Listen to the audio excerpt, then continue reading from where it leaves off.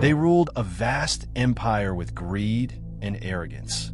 But a spark of rebellion turned into a raging fire. This is the story of the day India rose and the empire trembled. Welcome to What Happened, where we unravel the greatest moments in history, one country at a time. And for our sixth chapter, we are exploring the Indian Rebellion of 1857. In 1857, a new rifle, the Enfield, was introduced. Soldiers had to bite open the cartridges to load their weapons. Then came the devastating rumor. The cartridges were greased with cow and pig fat, an unforgivable offense to Hindu and Muslim soldiers alike. To devout Hindus, the cow is sacred. To observant Muslims, the pig is a creature of deep impurity. The message was clear. The British had crossed a sacred line.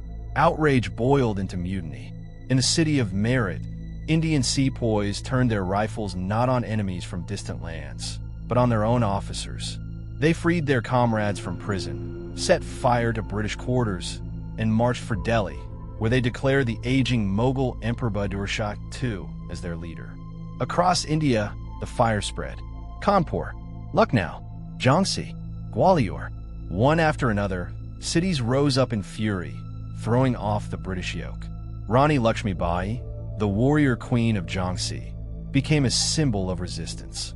Clad in armor, sword flashing, she rode into battle, a figure of defiance, courage, and the desperate hope for freedom. Ordinary farmers picked up rusty swords. Artisans abandoned their shops to form rebel armies. Former kings and nawabs who had lost their power to the company now led their people in revolt. The British response was swift and merciless. Reinforcements sailed in from across the seas. Towns that had rebelled were bombarded and razed. In Delhi, streets ran red as the city was retaken. In Lucknow, entire neighborhoods were flattened under cannon fire. The rebellion, fueled by rage and dreams of liberty, slowly crumbled under the brutal weight of British vengeance. By the summer of 1858, the last strongholds had fallen. The British hunted down rebels with pitiless efficiency. Villages were torched. Prisoners were executed by firing squad, or worse. But though the rebellion had been crushed, the British East India Company, the very force that had ruled India, was shattered. The British Crown stepped in to take direct control, and Queen Victoria proclaimed herself Empress of India. The legacy of 1857 was written not just in the blood of the fallen, but in the spirit they left behind. The seeds of Indian nationalism had been sown. The dream of a free India, whispered in the barracks and shouted on the battlefield, would not die. It would take another 90 years. More battles, more sacrifices. But in time, that dream would become a reality. The rebellion of 1857 was not the end.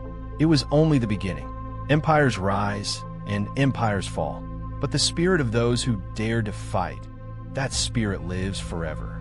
If you found this story as powerful as we did, make sure to leave a like, share your thoughts in the comments, and subscribe for more incredible moments from history.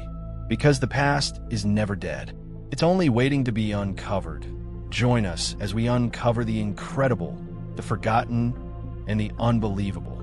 Until next time, stay curious, stay hungry for history,